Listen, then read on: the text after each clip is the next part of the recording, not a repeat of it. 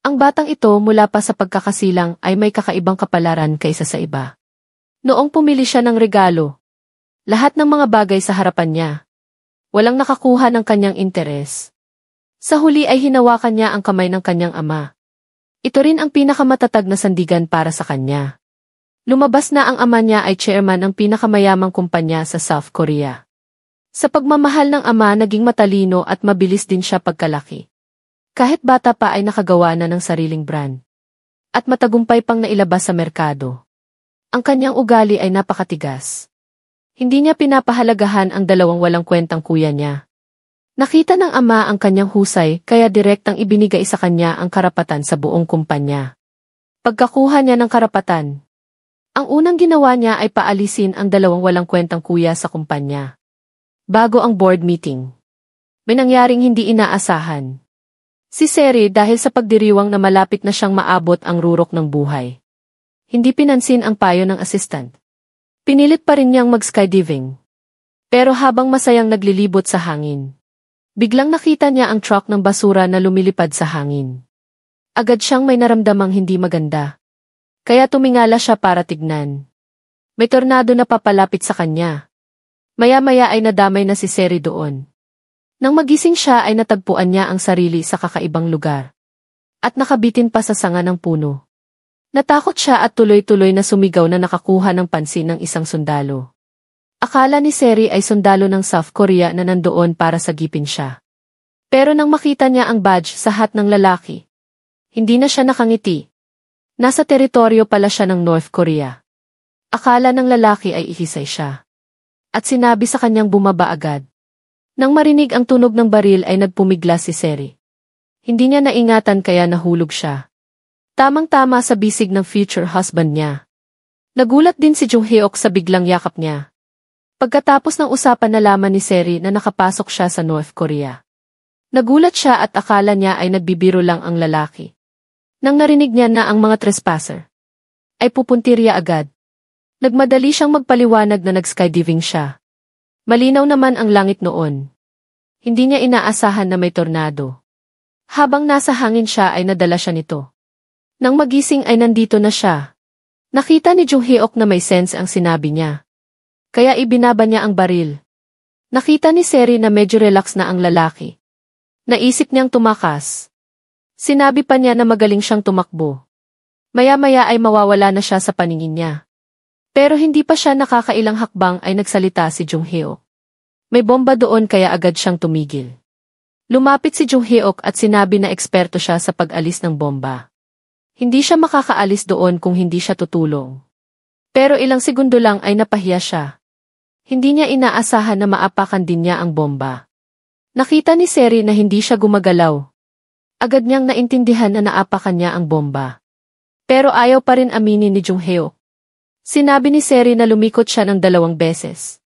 Nakita na hindi na niya matatago ay kinuha niya ang radio para tumawag sa mga kasama. Hindi niya inaasahan na hindi siya makatatayo, kaya nahulog ang radio sa tubig. Ginamit ni Seri ang pagkakataong ito para tumakas.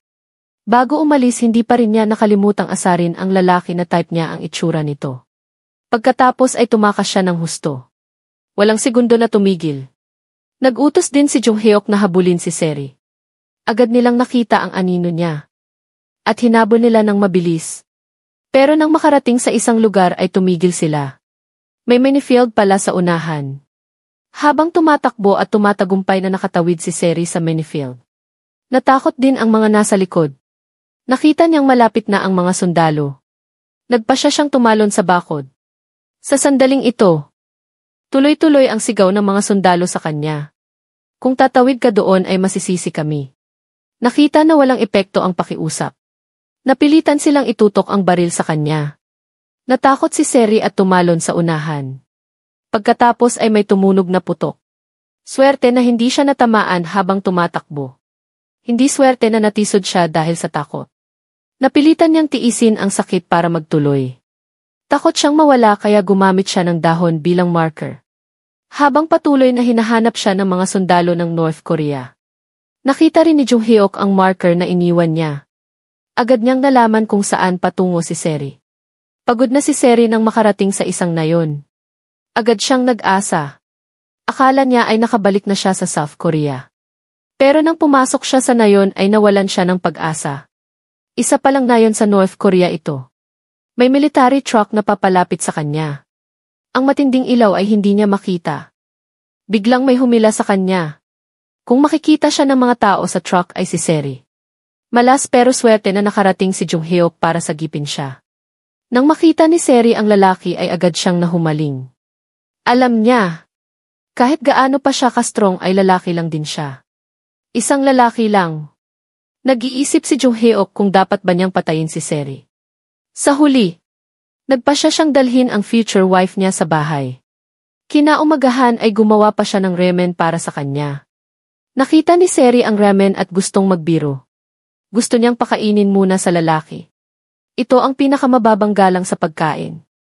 Hindi niya inaasahan na agad siyang nabuko ni Jung Hyuk.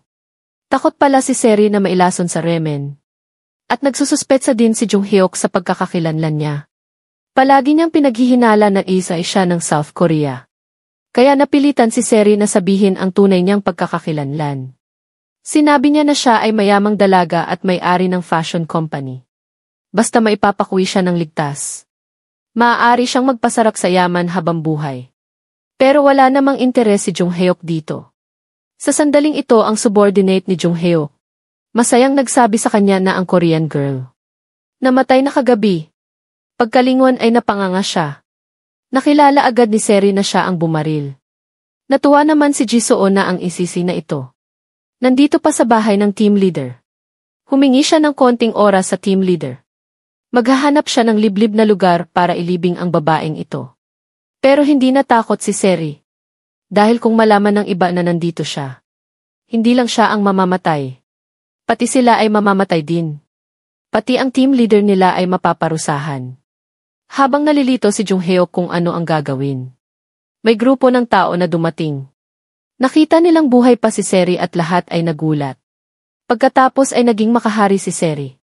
Sinabi sa lahat na ibalik siya sa lugar kung saan siya nahulog.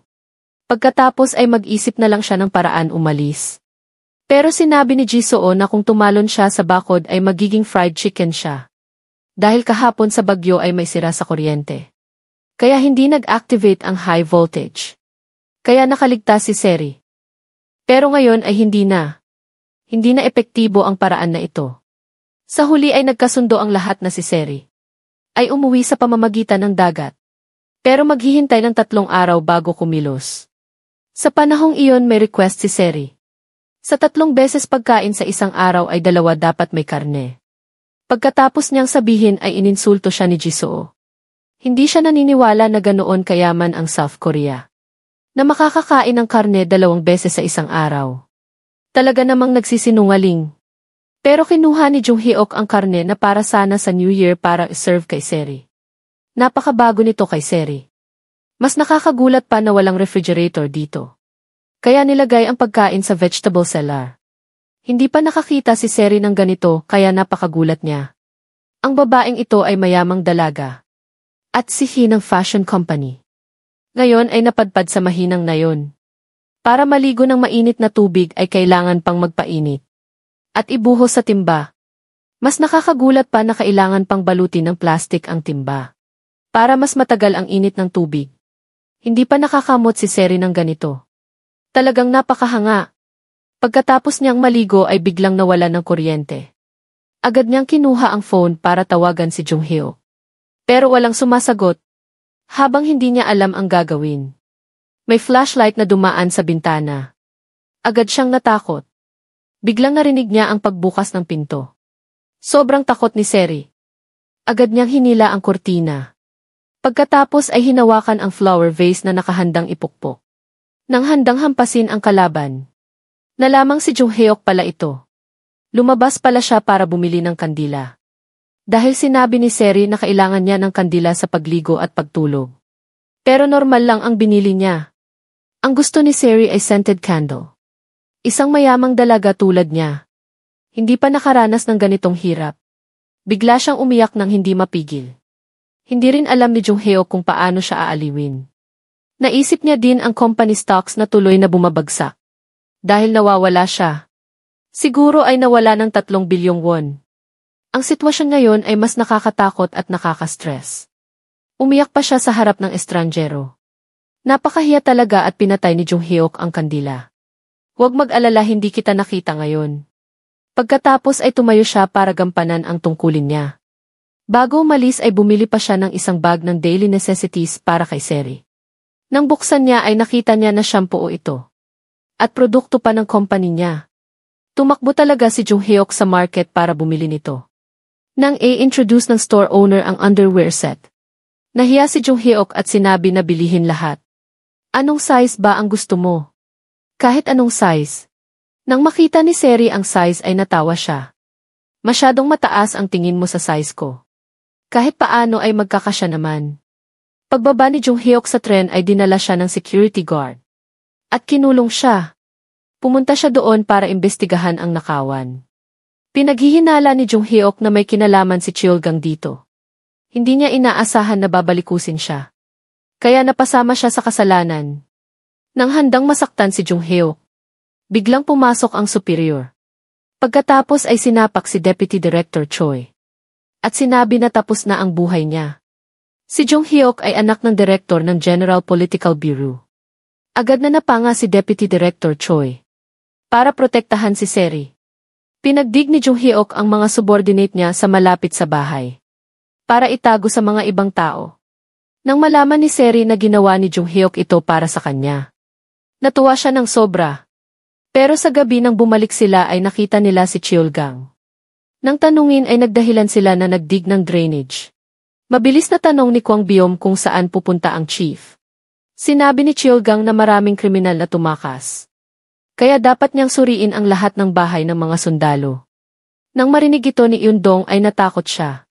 Agad nang nahalata ni Cheolgang na may kakaiba. Pagkatapos ay nagsabi sila ng balita kay Jung Hyuk. Pagkatapos ng pag-isip ay lumapit siya sa superior. At humingi ng tulong. Biglang narinig ni Seri ang pagkatok sa pinto. Napakakaba siya. Pagkatapos ay may grupo na pumasok. Naghanap sa buong bahay.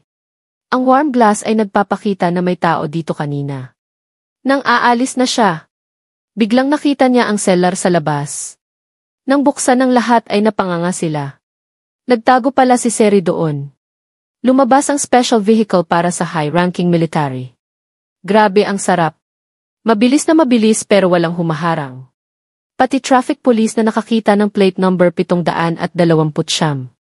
Agad na nag-command sa lahat na magbigay daan sa kotse. Pagdaan ng kotse ay kailangan pang magmilitary salute. Para mas komportable ang kotse. Ang red light ay nagiging green light agad. Kaya nagmamadali si Jung Hyuk pa uwi.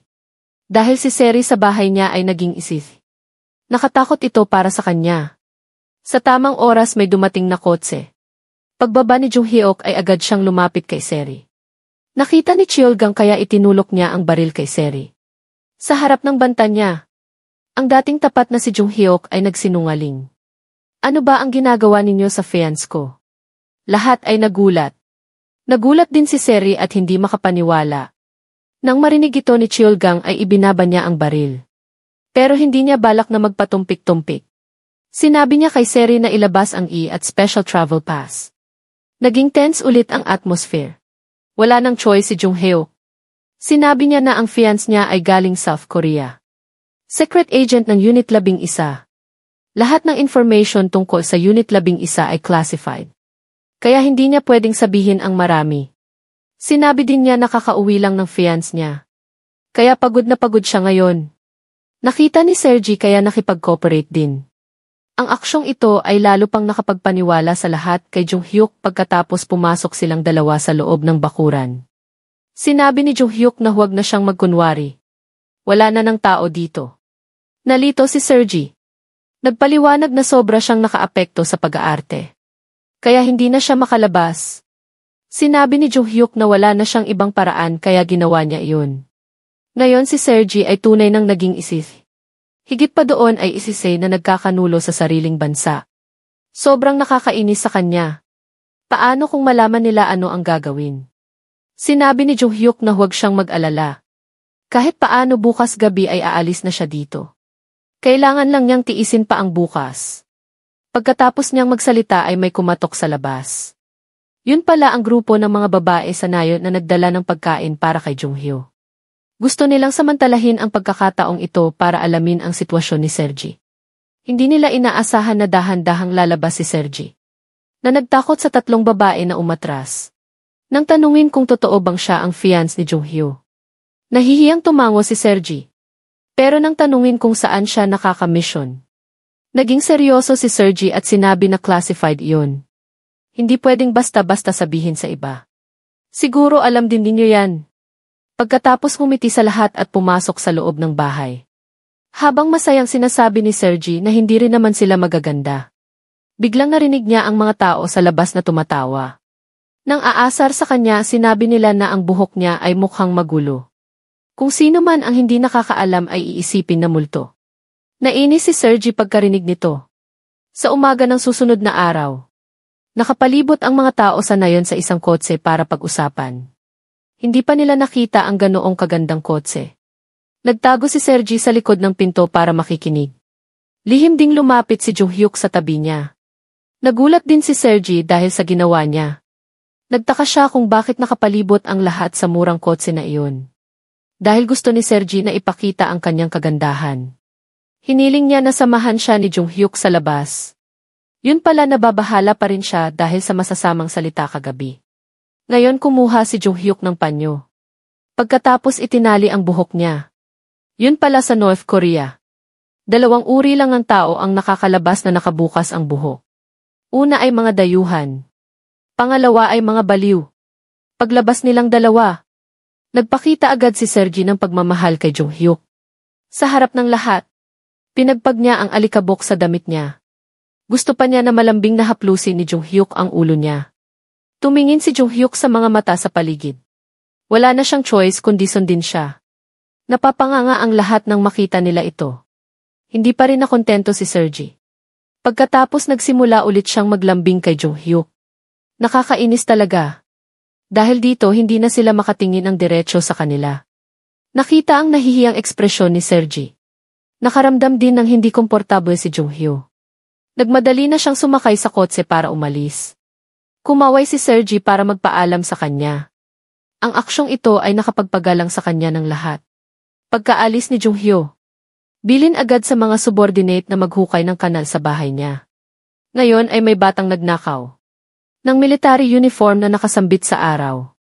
Nagmadali silang habulin ang bata. Pagkahuli sa bata, sinabi niya na 3 araw nang hindi nakakain ang kapatid niyang babae. Gutom na hindi na makamulat. Nalaman ni Sergi ito kaya umuwi. Kumuha ng maraming pagkain para sa bata. Pagbalik ni Junghyo, hindi rin siya nagsalita. Sa halip, sinabi pa niya sa bata na maghugas ng kamay. Para hindi magkasakit kapag kumain. Naantig si Sergi sa kabutihan ng loob niya. Pagkatapos nag-organisa si Sergi ng special award ceremony para sa lahat. Excited ang lahat. Ang first prize ay naibigay kay Koong Uongdong. Laging friendly at makakasama sa lahat. Ang reward ay nahahati sa 2 uri. Yung kunin agad at kunin mamaya. Pero, si Ongdong ay pumili ng reward na kunin agad na 8 kilo na mais. Hindi niya pinili ang reward na kunin mamaya na 100 milyon won. Ang second prize Korean Wave ay naibigay kay Kim Jumi-oke. Dahil mahilig siyang manood ng Korean drama. Hindi siya nag-hesitate na piliin ang reward na makukuha mamaya. Iyon ay aayusin ni Sergi na makakain siya ng lunch kasama si Jo Ji-woo. Ang third prize Treasure of Humanity ay naibigay kay Pai Kwan Bayon. Dahil siya ang pinakagwapo dito. Naiinis si Junhyuk nang marinig niya ito. Hindi pinili ni Kwan Bayon ang Korean female model na si Sergi. Ay magpapakilala sa kanya para sa isang yakap bago umalis. Ang reward naman ni Jisoo ay shampoo at body wash. Nang marinig na tapos na ang award ceremony, agad na nagtaka si Junhyuk. Bakit wala siyang award? Pagkatapos galit na umalis siya. Pagkatapos dinala siya ni Sergi sa labas ng bakuran. Itinuro ang tomato plant at sinabi sa kanya, ito ang special thank you award. Hindi pinansin ni Junhyuk ang reward na ito. Sa gabi dinala ni Junhyuk si Sergi ng lihim sa labas. Pagkatapos dinala si Sergi sa port. Ginamit niya ang 2 phone card para makakuha ng 2 boat ticket. Hindi siya mapakali kay Sergi. Kaya wala siyang choice kundi sumama sa kanya. Pero sa gitna ng daan ay may hindi inaasahang nangyari. Ang bangka na sinasakyan nila ay nadiskubre ng Coast Guard. Nagmadali ang boat captain na itago sila sa loob ng cabin. Nang gamitin ng boat captain ang phone card para magbribe. Hindi na tinag ang pulis. Ang dalawang nakatago sa cabin ay sobrang worried. Ngayon biglang naalala ni Jung Hyuk ang common solution sa Korean drama. Na sinabi ni Dumeo sa kanya nang mabuksan ang pinto ay direktang hinalikan ni Jung Hyuk ang labi niya. Natakot ang pulis at umatras. Nakita ni Jung Hyuk na effective ang strategy na ito, hindi pa nakakalm ang dalawa. Nang mabuksan ulit ang cabin door. Muli niyang ginamit ang lumang paraan. Napatanga din ang boat captain. Kahit na gusto mang mag-contribute sa bansa. Hindi naman pwede dito. Nagmadali ang pulis na sabihin sa kanila na umakyat. Mukhang hindi na effective ang strategy na ito. Pagkasakay sa bangka ay nagpapaliwanag pa rin ang boat captain dahil sinabi ng dalawang bata na gusto nilang mag-night fishing. Kaya sinagtahan niya sila. Pero sinabi ng pulis na nakita ba niya silang nangingisda. Narinig ito ng boat captain at naramdaman na mas tama siya. Mga bata pa sila na puno ng sigla. Sinabi nila na gusto nilang mag-stroll. Totoo lang ba na gusto lang nila mag-stroll? Kung sinabi nilang gusto nilang mag-night fishing at talagang nangisda. Kailan pa kaya magiging seedlings ng bansa? Sinabi ni Sergi na malapit na silang magpakasal. Kaya medyo urgent ang matter na ito. Nalito din si Jung Hyuk na nasa tabi niya. Kahit na na-resolve na ang panganib. Pero na-miss nila ang cargo ship sa harap. Malapit nang makabalik si Sergi sa South Korea. Sobrang disappointed siya. Pero nang makarating sa shore ay naging optimistic ulit siya. Gusto niya ng comfort mula kay Jung Hyuk. Pero hindi niya inaasahan na sobrang straightforward niya. Hindi lang hindi marunong mag-comfort kundi mas lalo pang nainis. Gusto pa niyang linawin ang boundaries sa kanya. Ang ginawa niya kanina ay hindi kiss. Konting touch lang. Ang ganyang uri sa ibang bansa ay parang greeting lang. Pero kahit papano ngayon ay hindi ibang bansa. At least dapat magpakita siya ng attitude para malaman niya. Kung nakaramdam siya ng guilt, dapat mangako siya na next week makakainom siya ng premium espresso sa Gangnam. Sumagot lang si Jung Hyuk na hindi niya magagawa. Tapos tumalikod na umalis. Mas lalo pang nainis si Sergi dahil dito. Kaya kinabukasan ay umalis siya. Nag-iwan lang ng papel kay Jung Hyuk. Yun pala gusto niyang mag-parachute pa uwi. At naghanda na rin ng mental para sa magiging aksidente. Sa tamang oras nakahabol si Jung Hyuk. Sinabi niya na huwag na siyang gumawa ng mga katangahang bagay. Nakarating siya dito dahil sa tornado. Ngayon ang weather ay hindi na tulad ng dati. Kapag nadiskubre ay agad na babaril. Biglang narinig ni Jung Hyuk ang tunog mula sa walkie-talkie. Nagmadali siyang patayin ito. Pero ang signal na lumabas sa walkie-talkie ay natanggap ng military. Agad na nagpadala si Cheolgang ng tao doon. Alam din ni Jung Hyuk ang nangyayari. Sa loob ng 10 minutos ay darating sila doon. Tumingin siya sa paligid. Pagkatapos ay sinukat ang terrain ng cliff. Nakita na papalapit na ang military. Wala na siyang choice kaya hinila niya si Sergi. Tumakbo sa cliff. Tapos yumakap kay Sergi at tumalon. Dahil dito nakaligtas sila sa kamatayan. Pero hindi pa rin sumuko si Cheolgang. Hindi niya pinaniwala na may magic sila para makatakas. Sinabi ng eavesdropper sa kanya. Hindi sila bumalik sa Pyongyang. Ngayong umaga lang sila magkasamang bumalik. Ngayon ay nakaramdam si Cheolgang na may mali. Para bumili ng 1 ballpen. Binigyan niya siya ng pera para bumili ng nutritious food. Para sa anak niya. Nang kumuha siya ng wallet para bumili ng karne. Hindi niya inaasahan na may mag-aagaw ng wallet. Sa tamang oras ay nakita ito ni Jung Hyuk. Nagmadali siyang habulin. Sa huli ay nahabol sa isang courtyard. Yun pala ang grupo na ito ay mga retired military, ang leader pa ay sinabi sa kanya na umalis na. Pero handa nang makipaglaban si Jung Hyuk.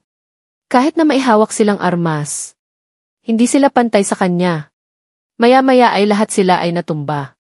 Ngayon may isa na gustong mag-sneak attack. Hindi niya inaasahan na nahabol ni Manbok at nakita agad. Si Manbok pagkakuha ng wallet ay nagpasalamat kay Jung Hyuk. Ang wallet na ito ay sobrang importante sa kanya, lalo na ang papel sa loob. Tuwing nakikita niya ito ay nakakaramdam siya ng sakit. Simula nang dumating si Sergi dito. Naging ibang tao na siya. Dati ay hindi siya nag-aagahan. Kapag kumakain man ay premium oatmeal lang. At fine dining pa. Ilang kagat lang ang kaya niyang kainin. Kaya naman tinawag siyang picky princess. Ngayon kahit burnt rice na may sugar ay masarap na sa kanya. Nagsimula na namang mang-asar si Jisoo. Sinabi niya na maubos niya ang pagkain ng kaptain nila. Kapag patuloy pa ito si Sergi, baka talaga na maging permanent resident na siya dito. Humingi siya ng tulong sa lahat na mag-isip ng paraan. Hindi sapat na si Jung-hyuk lang ang umasa. Ngayon sinabi ni Jung-hyuk na kahit wala ang kaptain, sinabi pa rin niya na protektahan nila si Sergi. Narinig ni Sergi na nag-aalala si Jung-hyuk sa kaligtasan niya. Hindi niya napigilan ang kasiyahan. Ano naman kaya ang mangyayari sa akin dito mag-isa? Pagkatapos tinanong niya kung ano pa ang sinabi ni Jung-hyo. Sinabi niya na ano kaya ang mangyayari kapag naiwan siya mag-isa. Bata pa ako, ano naman ang mangyayari? Obviously masaya siya sa loob. Pero nagpapanggap na hindi niya pinapansin. Pagkatapos nagsimula na namang magreklamo si Sergi na mababa ang rank ni Jung-hyo. Kaya hindi niya matulungan siyang makaalis dito. Nang malaman ni Jung-hyuk na sinasabi niyang walang power at influence, nainis siya kaya natawa na lang. Ang babaeng ito ay mayamang dalaga. Pero ngayon ay stranded sa maliit na village. At araw-araw ay nakikipag-deal sa mga nanay. Dahil birthday ngayon ng asawa ng kolonel. Ang mga babae sa village ay nagbigay ng maraming birthday gifts para makuha ang loob niya. Pero si Sergi ay walang dalang regalo. Ang layunin niya ngayon ay makuha ang loob niya. Para matulungan si Jung-hyo na ma-promote. Masayang inimbitahan ni Eng kang siya na umupo sa tabi niya. Pero sinabi ni Sergi na ang principal niya ay hindi pwedeng umupo sa tabi ng sobrang ganda. Natuwa si Eng kang na hindi maipinta ang mukha. Pagkatapos pumili siyang umupo sa tabi ng pinakapiingit na babae. Agad siyang pinuri na may principles talaga. Pagkatapos niyang magsalita ay naging mas lively ang atmosphere. Pagkatapos nagbigay na ang lahat ng kanilang regalo. Walang regalo si Sergi kaya kinuha niya ang dress ng asawa ni Manbok. Yun pala naiisip niya na sobrang outdated nito. Kaya hindi niya inilabas. Pero sa tingin ni Sergi ang dress na ito ay perfect sa fashion dito. After nang makagawa ng modifications, naging fashionable dress na. Sinabi ni Sergi na ang natural na feeling ang pinakamaganda. Ang ruffle sa collar. Nakakapagpaalala sa Greek goddess. Ngayon ang attitude ni Enrique kang kay Sergi ay completely nagbago na. Sa gabi bago umalis, hindi pa rin nakalimutan ni Sergi. Napaalalahanan si Kang na magsabi ng maganda tungkol kay Jung-hyuk sa asawa niya. Para mas maging close ay tinawag pa niya itong ate. Agad na naging mas bata si Kang. Natuwa si Kang na hindi maipinta ang mukha. Ngayon si Jung-hyo ay gusto ng mag-coincidental meeting kay Sergi. Kaya nagbike siya pabalik-balik sa 100. Tama nga na hindi siya pinabayaan ng langit. Sa wakas nakita niya si Sergi. Nang tanungin siya ni Sergi ay nagpanggap siyang dumadaan lang. Sinabi agad ni Sergi na magpasalamat siya sa kanya. Para matulungan siyang ma-promote. Maraming effort ang ginawa niya. Sinabi ni Jung-hyuk na mukhang mali ang pagkakaintindi niya sa kanya. Hindi siya walang power at influence. Hindi pa niya natapos ang sinasabi ng pinutol siya ni Sergi.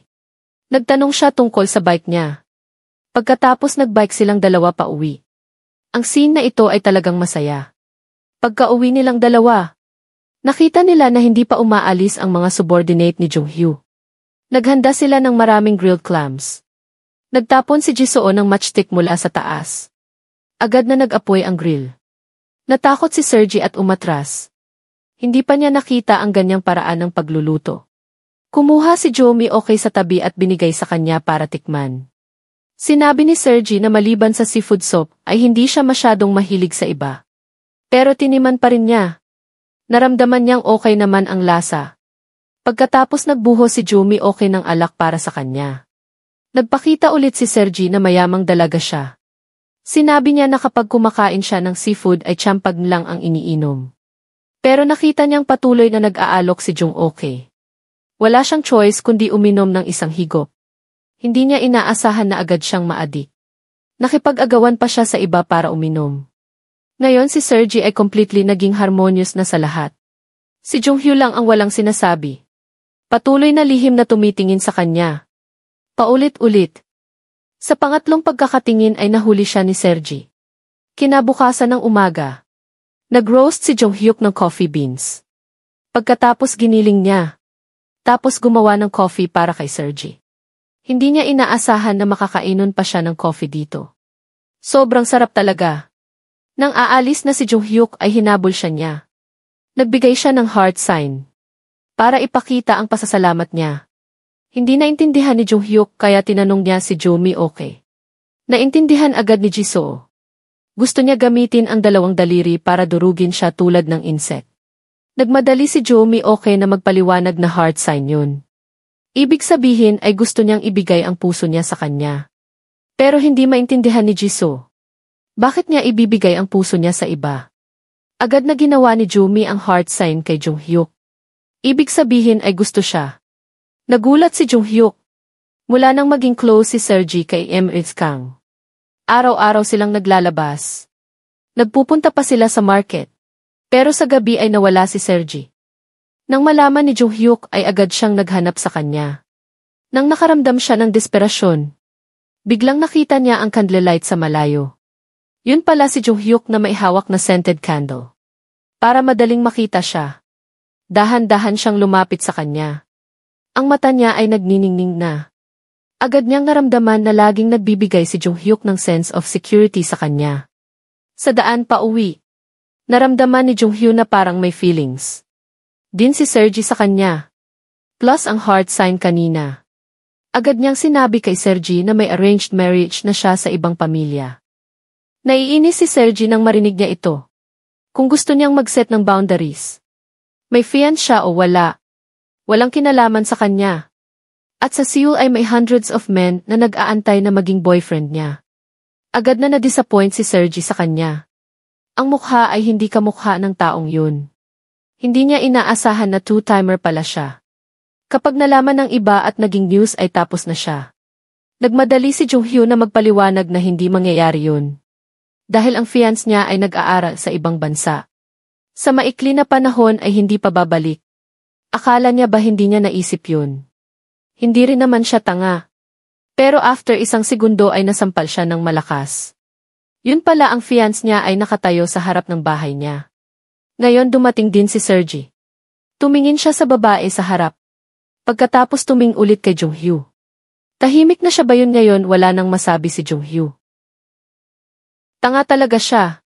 Ano na ang gagawin niya ngayon? Hindi pa nakakita ng ganito ka-scary na situation. Tunay at fake na fiancé. Nagkita kaya naging awkward ang atmosphere. Hindi inaasahan ni Jong Hyuk na ang fiancé niyang nasa ibang bansa ay biglang bumalik. Nang makita ni Seora si Sergi doon ay parang naintindihan na niya ang nangyayari. Sinabi niya na kukunin niya ang kotse niya. Sana ay ibigay ni Jong Hyuk ang susi sa kanya. Nagmadali si Jong Hyuk na magpaliwanag. Si Sergi ay mission teammate lang niya. Pagkatapos ng mission, may communication pa ba sila? Pagkarinig ni Sergi sa sagot ni Jong Hyuk, na-disappoint siyang tumingin sa kanya. Napansin din ni Seora ang nangyayari. Nagmadali si Sergi na magpaliwanag. Na comrade relationship lang sila. Pagkatapos ay agad siyang umalis. Hindi niya inaasahan na hinila siya ni Jong Hyuk sa pintuan. Sinabi na huwag siyang magugulo. Pagkatapos ay kailangan niyang i-lock ang pinto at manatili sa loob. Pagkakita ni Seora kay Sergi, na pumasok sa bahay ni Jong Hyuk ay sobrang nagselos. Pagkababa ni Jong Hyuk sa kotse ay hinila siya ng tito ni Seora sa elevator. Sinabi niya na matagal na silang hindi nagkikita. Kaya masayang dinala ni Jong Hyuk ang pamangkin niya pa uwi. Bilin pa niya kay Seora. Nakapiting niya ng mabuti ang lalaking ito. Kung iba ang taong ito. 7 taon na hindi nagkita ay matagal nang naghiwalay. Hindi pa man lang dinala sa bahay. Pagkarinig nila sa sinabi nito ay pareho silang naging awkward. Sobrang satisfied ng nanay ni Seora sa future son-in-law niya. Sa gabi ay kumain silang 4. Binanggit ng nanay ni Seora ang kasal. Pero si Jong Hyuk ay nakatitig lang sa relo. Ngayon si Sergi sa bahay ay nagpapanggap na nagbabasa. Sa tamang oras may hangin na humihip. Akala niya bumalik na si Jong Hyuk. Hindi niya inaasahan na disappointment lang ang makukuha. Pagkatapos kumuha ulit si Sergi ng libro at pinuri ang sarili. Sobrang may taste talaga. Ngayon tumunog ang doorbell. Nagmabilis si Sergi na lumabas. Hindi niya inaasahan na mga kapitbahay pala ang dumating. Yun pala alam na nila ang sitwasyon ni Sergi kaya nandito sila para mag-comfort sa kanya. Sa gabi ay nag-inuman silang lahat. At masayang nag-usap. Kinabukasan nang bumalik si Junghyuk. May nakahanay na boundary line si Sergi sa harap ng pinto. Babala na hindi siya pwedeng tumawid. Para hindi sila mag-away. Nakita ni Junghyuk na galit siya. Nagpaliwanag na may ginawa siya kagabi. Gusto niyang makasali si Sergi sa International Track and Field Competition. Para makapunta siya sa Europe. Natuwa si Sergi nang marinig niya ito. Masayang sinabi niya na may natural talent siya sa sports. Kaya mabilis siyang tumakbo. Pero si Junghyuk ay paupuhin lang siya sa bench. Hindi naman directly makakalaro. Pagkarating sa venue ng competition, pwede na siyang sumakay sa eroplano pa uwi. Ang schedule ay Thursday ng susunod na linggo. Hindi niya inaasahan na narinig ni Manbok ang usapan nila. Kinabukasan ay nireport niya ito kay Chilgang. Dahil gusto ni Sergi ng magandang passport photo. Sinadya niyang magpa-hair. Plano pa niyang bumili ng magandang damit. Hindi niya inaasahan na minamaliit siya ng store owner na hindi niya afford. Ito ang unang beses ni Sergi na makaramdam ng hirap dahil sa kawalan ng pera. Pumunta siya sa pawn shop at ibinigay ang limited edition watch. Sa may-ari tinimbang niya ito at sinabi na masyadong magaan. Hindi mabebenta ng mahal. Sinabi ni Sergi na walang mata ang lalaki. Dahil sa mundo ay mailimang ganyang relo lang. Pero ang may-ari ay tinitignan ang timbang. Kaya 20,000 won lang ang binayad sa kanya. Nainis si Sergi dahil dito. Ngayon may naglabas ng belt. Hindi niya inaasahan na mas mahal pa ang belt kaysa sa limited edition watch yun pala ang shop na ito ay nag-price giveaway. Hindi nila pinapansin kung limited edition o ano. Nakipag-negotiate si Sergi at naging 25,000 won na ang presyo. Sa parehong oras, dahil gusto ni Chilgang na malaman ang identity ni Sergi, hinuli nila ang mga tao sa platoon. Pero ang mga matibay na sundalo ay ayaw magdulang. Kaya brutally silang binugbog. Sa tamang oras dumating si Junghyuk para dalhin ang mga subordinate niya. Nakita na puro pasa ang 4 na tao. Nakaramdam ng guilt si Sergi. Sinabi niya na magbibigay siya ng regalo sa kanila. Pagkatapos ay naglabas siya ng kamay.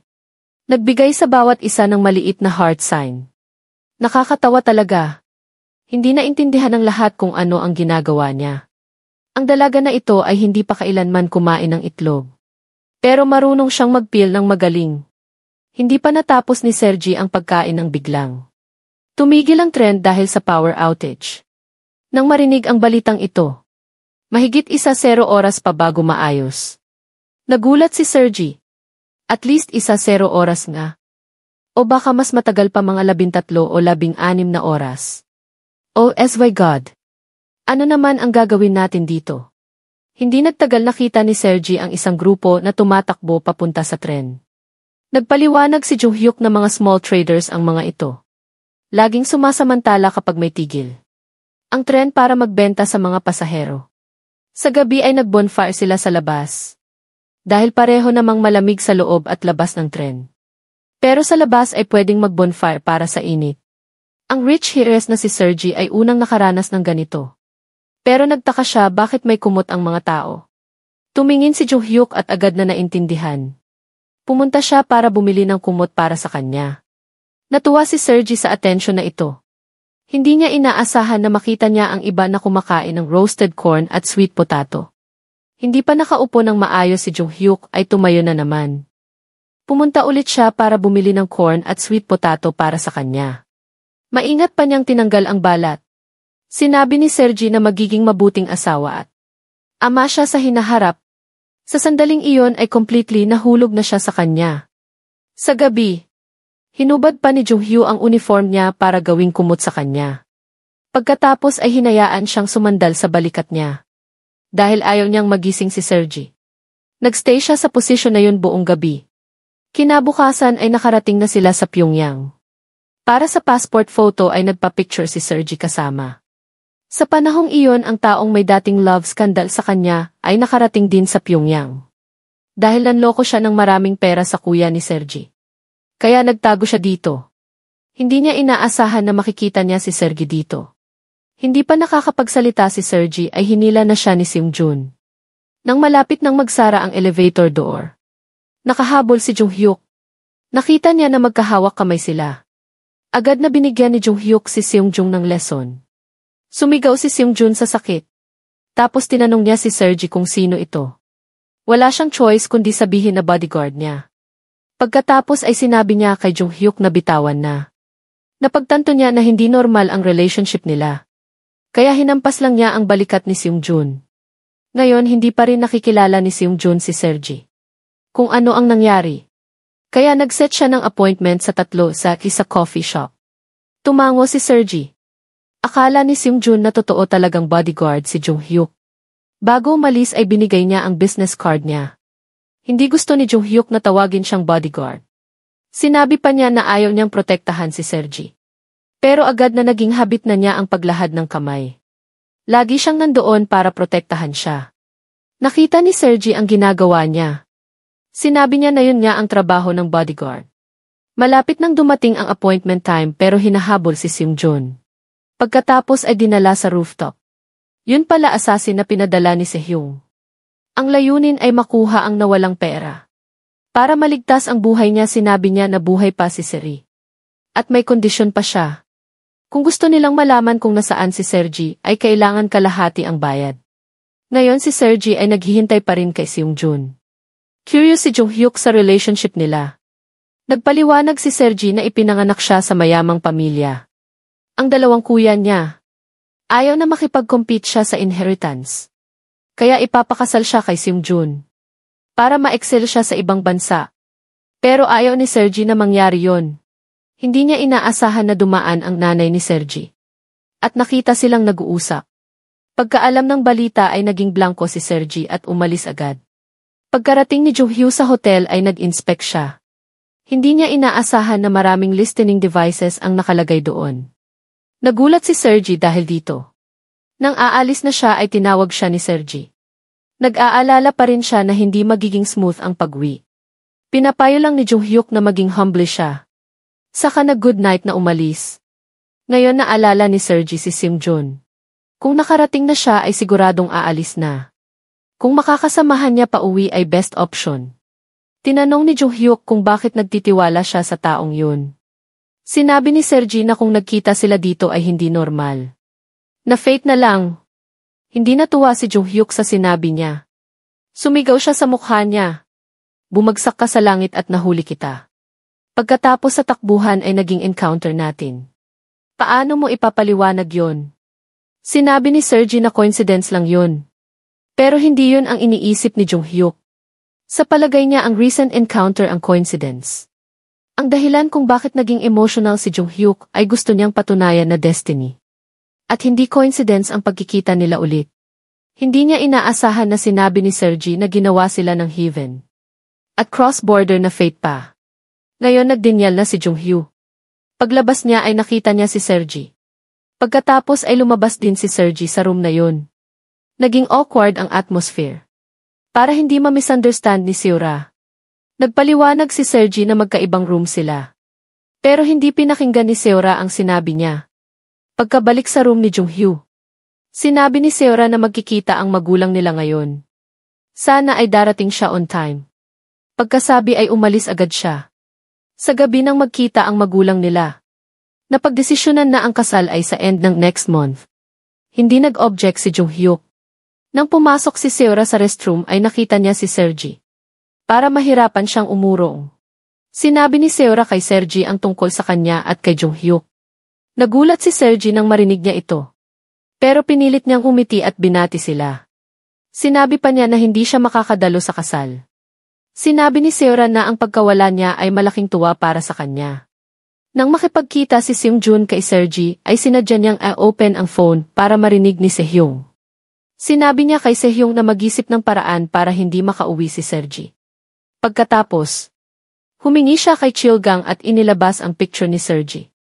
Agad na nakilala ni Chilgang na fiance ni Jung-hyuk ito. Nagtaka pa siya sa identity ni Sergi. Nag-volunteer si Seung-jun na magbayad. para pigilan siyang umuwi. Parang hitting two birds with one stone. Hindi lang nakasolve ni Chilgang ang problema. Nakakuha pa siya ng pera. Sinabi niya kay Manbok na bantayan ang galaw ni Sergi. Ilang araw pagkatapos ay may narinig na namang balita si Manbok. Nagmadali siyang tumawag kay Chilgang. Ngayon si Sergi ay papunta sa airport. Hindi niya alam ang panganib. Malapit na ay may malaking truck na tumatakbo. Papunta sa kotse sa harap. Ang target nila ay ang mayamang dalaga na nakaupo sa loob. Nakita na malapit nang makahabol ang truck. Nagmadali si Kwan Bayon na umiwas. Pero patuloy pa rin silang hinahabol ng truck. Sobrang takot ni Sergi sa loob ng kotse.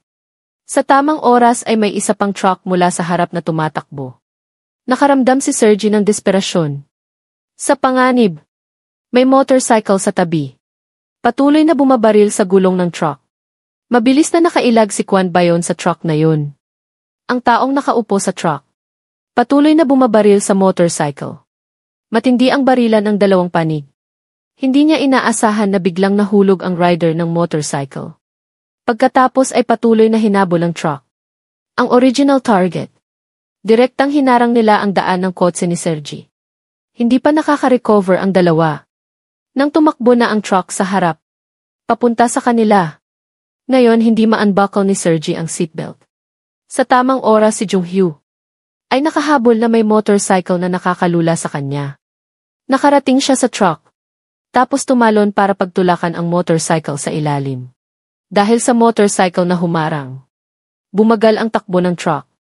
Pagkatapos ay naglabas siya ng baril at patuloy na bumaril sa explosive bag sa motorcycle. Dahil dito ay nasunog ng malaki ang truck. Nag-aalala si Sergi at tumakbo kay Jung-hyo. Tinanong kung nasugatan ba siya. Nang nagiging relax na ang dalawa, lumabas ang driver na pasuray-suray. Itinutok ang baril kay Sergi. Nakita ito ni Jung-hyo kaya humarang siya sa harap ni Sergi. Agad na bumaril si Kwan Bayon sa likod. Hindi niya inaasahan na matatamaan siya sa paa. Ginamit ni Jung-hyo ang natitirang lakas para patayin ang taong yun. Pagkatapos ay nawalan siya ng malay sobrang takot ni Sergi. Sinabi ni Kwan Bayon na umalis na agad. Kung hindi ay hindi na siya makakasakay sa eroplano. Dahil kay Jung-hyo ay pinabayaan ni Sergi ang pagkakataong makauwi. Nagmaneho siya papunta sa hospital. Dahil tumama ang bala sa balikat. Malubha ang pagkakadugo. Kapag tumigil ang puso ay mas magiging delikado. Pero ngayon ay wala ng blood reserve ang hospital. Coincidence na blood type O din si Sergi. Pwedeng mag-donate ng dugo sa kahit sino. Sa huli ay naligtas si Jung-hyo. Nagstay si Sergi sa tabi niya buong gabi. Hindi niya inaasahan na nang magising si Jung-hyo ay itinulak siya. Galit siya dahil hindi umalis si Sergi. Sinabi ni Sergi na hindi niya kaya na umalis noon. Sinabi ni Jung-hyo na maraming sacrifices ang ginawa nila para iwi siya. Ginawa niyang wasted ang lahat ng efforts nila. Ano ba talaga ang gusto niya? Ilang pa bang problema ang gusto niya? Bago siya maging satisfied. Nasaktan si Sergi sa sinabi niya. Agad siyang lumabas ng hospital room. Ngayon pumasok ang doktor at pinuri na bagay sila. Pati blood type ay compatible. Kung walang blood transfusion, mula kay Sergi ay may malaking problema sana. Ngayon gusto na ring umalis ni Sergi. Pero hindi niya alam kung saan pupunta. Paglingon niya ay nakita niyang nakatayo si Jung-hyo sa likod niya. Sinabi ni Sergi na bumalik na siya para magpahinga. Nag-apologize si Jung-hyo sa kanya para sa nangyari kanina. Sinabi ni Sergi sa kanya, nabuhay pa siya ay pinakamalaking swerte na. Naintindihan ni Jung-hyo na gusto talaga niyang umalis. Pero gusto rin niyang protektahan siya kahit minsan. Huwag mo akong tingnan ng ganyang longing AS. Mali ang pagkakaintindi mo. Normal lang ang tingin ko sa'yo. Hindi kanina. Puno ng longing ang mata mo. Tingnan mo ganyan ka na naman tumitingin sa akin. Hindi pa nakaka-recover si Sergi nang. Halikan siya ni Jung-hyo sa labi. Kinabukasan nang dumating ang nurse para mag-temperature check, ay nakita niyang namumula si Jung-hyo. Pero wala naman siyang lagnat. Tinanong niya kung nakita ba niya ang hindi dapat makita. Dahil ngayong umaga may nakita siyang naghalikan sa harap ng hospital. Naging awkward din si Sergi. Ngayon biglang tumaas ang blood pressure ni Jung-hyo. Nagmadali ang nurse na tumawag sa doktor. Biglang naging tense ang atmosphere nila. Pagkatapos mag-fold ng damit, iniwan ni Sergi ang damit doon at umalis. Pagbalik ni Jung-hyo ay nakita niya ang maliit na heart sa uniform niya. Natuwa siya dahil dito. Paglabas ni Sergi ay nakasalubong niya ang teammates ni Jung-hyo na bibisita. Pagbalik sa hospital room ay nagpanggap siyang natutulog. Natawa si Jisoo. Normally, matibay ang martial arts mo pero natamaan ka pa rin ng bala. Nakakahiya siguro. Nagmadali si Sergi na magpaliwanag na para sa kanya kaya siya nasugatan. Sinabi ni Jisoo na malaki ang possibility na makaiwas siya. Ayaw na ni Sergi na marinig pa sila kaya pinaalis niya ang lahat. Yun pala alam niya na matagal nang nagpapanggap na natutulog si Jung-hyuk. Tinanong niya kung hindi ba niya naiiwasan ang bala. Sinabi ni Jung-hyuk na sinadya niyang hindi iwasan. Dahil kung umiwas siya ay siya ang matatamaan. Naantig siya dahil dito. Sa gabi ay plano ni Sergi na maglatag ng kumot sa sahig para matulog. Natakot si Jung-hyuk na magigyaw siya. Kaya sinabi niya na sa kama siya at siya sa sahig. Nag-aalala si Sergi sa sugat niya. Kaya hindi niya pinayagan na bumaba. Sa huli wala silang choice kundi mag-ski sa maliit na single bed. Kinabukasan ay nakipag-contact si Sergi kay Seung-jun. Ayaw niyang mag-usap sa phone. Gusto niyang personal na makipag-usap sa kanya. Paglabas ni Sergi sa phone booth ay nakita niya ang isang troop na papunta. Nagmadali siyang magtago. Hindi niya alam na tao ni Cheolgang ang mga yun. Na nandoon para kunin si Jung-hyo. Laging gustong dakpin ni Cheolgang si Jung-hyo. Pero hindi niya alam kung gaano kalakas ang background niya. Tinapon niya sa kanya ang weapons request form. May signature ni Jung-hyo sa taas. Siyam isa submachine gun at grenade launcher pa. Saan ka ba pupunta para makipagdigma? Inakusahan ni Cheolgang si Jung-hyuk na para protektahan ang South Korean Sea. Bumaril siya sa sariling militar. Sumagot si Jung-hyuk na ginawa niya yun para protektahan ang fiance niya. Kaya bumaril siya sa mga taong sinadyang mag-cause ng accident. Pero determinado si Cheolgang na gamitin ang opportunity na ito para kasuhan siya. Pagkatapos ay nag-order sa mga subordinate na kunin si Jung-hyo. Hindi niya inaasahan na darating ang head ng General Political Bureau. Siya ang ama ni Jung-hyo. Pumunta si Sergi para alamin ang sitwasyon. At nakita niya na si Seodan ay nakarating din sa hospital. Nagmadali siyang itulak ang ibang pasyente at tumakas. Hindi maintindihan ni Amy Ri kung bakit gusto ng militar nakunin ang anak niya. Kaya pinagalitan niya si Jung-hyo. Sa tamang oras pumasok sa room si Seodan at ang nanay niya. Para maiwasan ang mga ganitong pangyayari sa hinaharap. Pinapayo ng nanay ni Seodan na magpalit ng trabaho. Sapat na ang pagiging biyuda niya sa bahay. Hindi na pwedeng mangyari pa kay Jung-hyo ang anything. Hindi na kaya ni Seodan. Agad niyang tinakpan ang bibig ng nanay niya. Sinabi ni Jung-hyo sa lahat na successful ang operation. Mabilis siyang makaka-recover. Ngayon nakita ni Seodan ang heart sa uniform ni Jung-hyo. Agad niyang naintindihan ang lahat. Pagkaalis ng magulang nila, tinanong niya kung ang babaeng yun ba ang nag-aalaga sa kanya. Sinabi ni Jung-hyo ng direkta na mahal niya si Sergi. Dati ay naisip niya na kahit hindi niya gusto si Seodan, pwede pa rin silang magpakasal. Pero ngayon ay hindi na talaga niya magagawa ang magpakasal sa iba habang may mahal na siya. Sinabi ni Seodan na dahil aalis na si Sergi, takot siya na hindi na niya makikita pa. Kaya nagiging emotional at bothered siya. Nagkamali siya na tawaging love yun. Kahit paano ang kasal nila ay walang magbabago. Kung gusto niya si Sergi ay magustuhan niya. Kapag umalis na siya ay mawawala din ang feeling na yun. Pagkasabi ay tumalikod na umalis si Sergi. Ngayon ay sinundo na ni Seung-jun. Pumunta sila sa place ni Seung-jun. Nagmadali si Sergi na tanungin kung nabalitaan na ba niya ng tatay niya. Para ma-stabilize ang emotions niya. Wala nang choice si Seung-jun kundi magsinungaling. Na naipaabot na niya sa pamilya niya. Nang malaman na buhay pa siya ay natuwa sila. Dahil wala siya ay na-delay ang shareholders meeting. Pero hindi yun ang totoo. Sa shareholders meeting, in-announce ng tatay ni Sergi ang pagkamatay niya sa harap ng lahat. Nagulat ang lahat sa announcement. Dahil gusto ni Sergi na magpakasal agad kay Jung-hyo. Pumunta sila ng nanay niya para mamili ng wedding dress. Kinuha ng store owner ang Hot Korean Fashion Magazine. Nakita din ni Sergi ang picture niya doon. Yun pala fashion company na ginawa ni Sergi. Nakalagay din doon ang tungkol sa pagkamatay niya. Naguluhan si Sergi kaya umalis. Ngayon napagtanto ni Jung-hyo na nawala si Sergi. Sa surveillance camera nakita niya si Seung-jun. Pagka-investigate ng plate number, nalaman na sa guest house ang kotse. Nakuha ni Jung-hyo ang specific location niya. Mula sa head ng guest house. Pagkatapos ay hindi niya pinansin ang sugat niya para hanapin si Sergi. Hindi niya inaasahan na galit na si Seodan na pupunta doon. Sinabi niya ng direkta ang identity ni Sergi.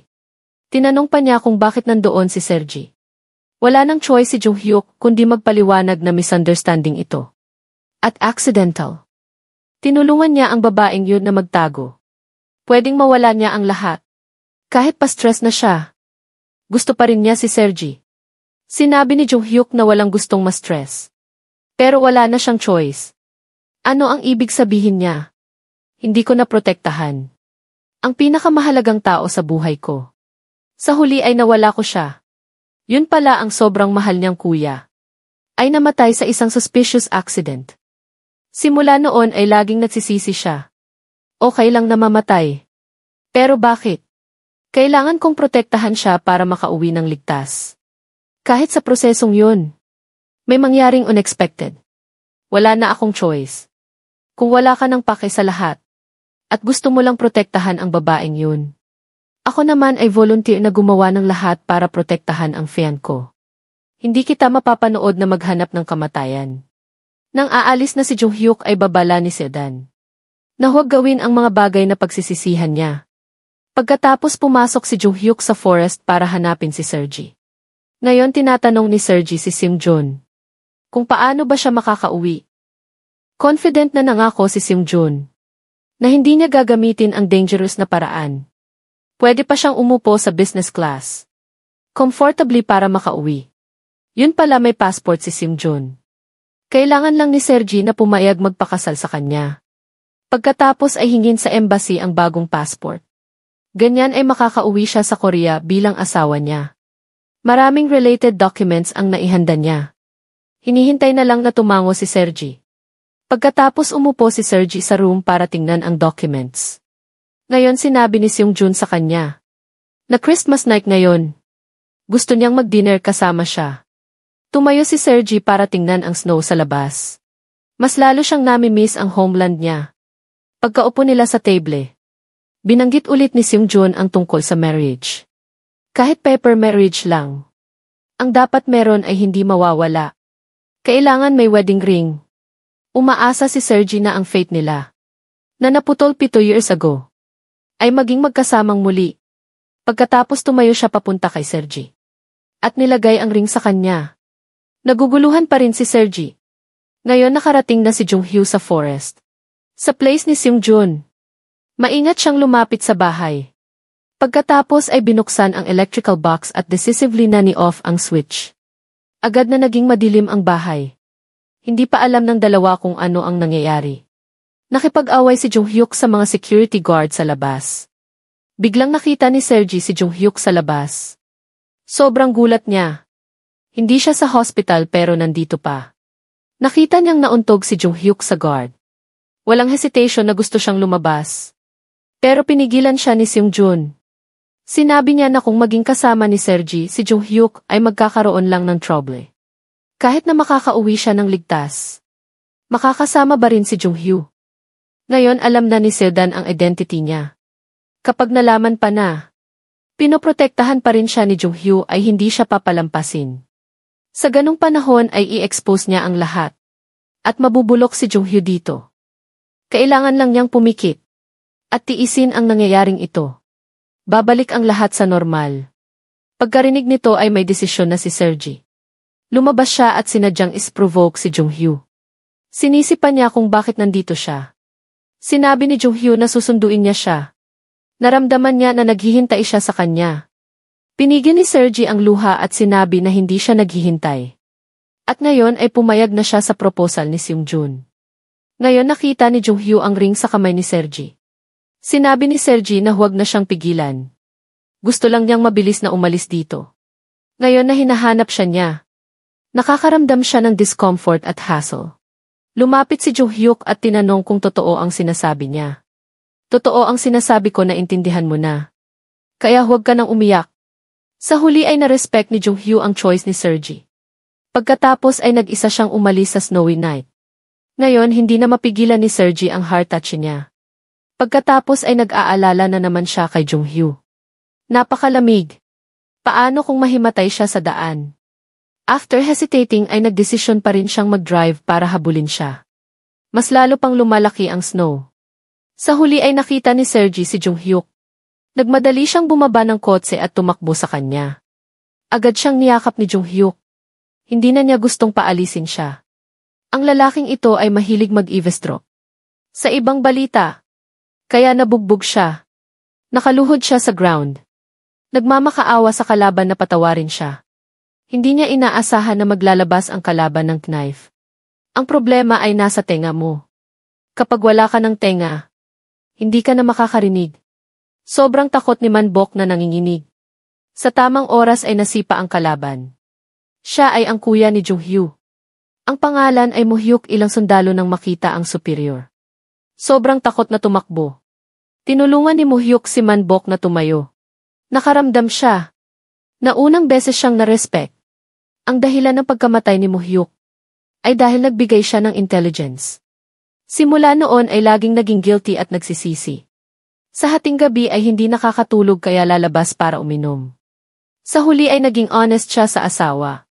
Nakasama niya ng mahabang panahon. Sinabi niya na siya ang pumatay sa kuya ni Jo-hyuk. Nagulat din ang asawa niya. Hindi niya alam kung paano haharapin si Jo-hyuk. Kung pinatay mo ang taong willing na mag-respect sa'yo. Tapos magtatrabaho ka pa sa mga taong minamaliit ka. Sobrang tragic naman ang buhay mo. Dahil sa encouragement ng asawa.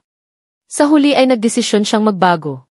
Kinabukasan nang mag-eavesdrop siya sa news tungkol kay Sergi. Minsan pang nalaman na safe na nakauwi ang dalawa. Ngayon tumunog ang phone. Yun pala si Chilgang na gustong malaman kung nakauwi na. Sina Jo-hyuk at Sergi. Wala siyang choice kundi mag-report ng mali. Ngayon nakauwi na sina Jo-hyuk at Sergi. Tinawag ng mga babae si Sergi. Pagkatapos ay maingat na tinanong. Dahil gusto ni Sergi na magpasalamat sa kanila na tumulong. Gusto niyang magbigay ng regalo sa lahat. Pero sinabi ni Emres okay na siya ang pinakamahirap sa kanila. Agad na itinakoy ni Sergi ang ring sa kamay niya. Pagkatapos ay pumunta sila sa pawn shop. Ang may-ari ay kumuha ng salamin para tignan ng maigi. Plus may garanti pa ni Emres Colonel. Gusto niya agad na bilhin. Hindi pa nakakapagsalita ang may-ari ng. Sinabi ni Sergi na 5 milyon won ang presyo. Nagulat ang lahat. Magkano daw? 5,100,000 ano? Malapit nang mabaliw ang may-ari. Nilabas niya ang lahat ng pera niya. Nang bilangin ay 140,000 won lang. Agad na sinabi ni Sergi na pwedeng mas mababa ang presyo. Pero ayaw na ng may-ari na bumili. Ngayon may binulong si A-Ref Husik sa may-ari. Napatanga ang may-ari. Pagkatapos ay nagsuggest na gamitin ang diamond ring para sa barter sa mga bagay. Sa shop niya, agad na napansin ni Sergi ang isang men's watch. Pagkatapos ng transaction, ang buong grupo na may dala-dalang nakuha ay masayang naglakad sa kalye. Masayang yakap ni Sergi ang gift box na may watch. Curious siya kung ano ang sinabi ni Emre Kusik sa may-ari kanina. Yun pala sinabi niya. Kakabreak lang niya ng lalaki. Kaya hindi stable ang mental state niya. Kapag binili mo ay iiwan mo lang. Babalik siya dito para kunin. Natawa si Sergi na sobrang galing ng trick na yun. Nang may dala siyang regalo pa uwi, naharang siya ng 2 lalaki. Naglabas pa ng baril para takutin siya. Agad na natakot si Sergi pagkatapos ay dinala siya. Nahulog din ang regalo sa kamay niya. Dinala si Sergi sa kotse. Kinuha nila ang phone at pinilit siyang tumawag kay Jo-hyuk. Pagka-uwi ni Jo-hyuk ay nakita niya ang Christmas tree na. Inihanda ni Sergi, sobrang tuwa niya. Pero paglabas niya, natanggap niya ang call ni Sergi. Sinabi niya na aalis na siya kasama si Seung-jun. Pero gusto ni Jo-hyuk na magpaalam sa kanya. Kahit gaano pa kalayo ay tatakbo siya. Sinabi ni Sergi na huwag siyang maging stubborn. Sana mabuti ang buhay niya. Ngayon sinabi ng leader na ibaba na ang phone. Sa huli nag-confess si Sergi sa kanya na mahal niya siya.